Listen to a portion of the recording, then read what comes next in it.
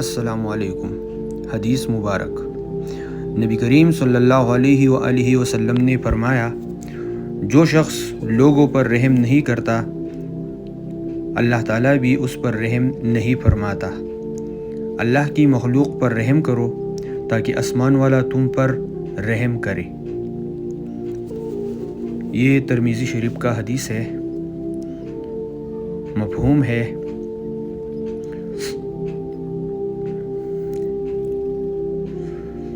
ہم سب اللہ کی مخلوق ہے، اور جو شخص دوسروں کے دکھ درد میں شریک ہوتا ہے، ان سے نرمی و محبت سے پیش آتا ہے، وہ اللہ تعالیٰ کی خاص رحمت کا مستحق بن جاتا ہے۔ اگر چاہتے ہو کہ تمہاری دعائیں قبول ہو، دل کو سکون ملے اور زندگی میں برکت ہو، تو اپنے رویے میں نرمی اور رحم دلی پیدا کرو۔ السلام علیکم۔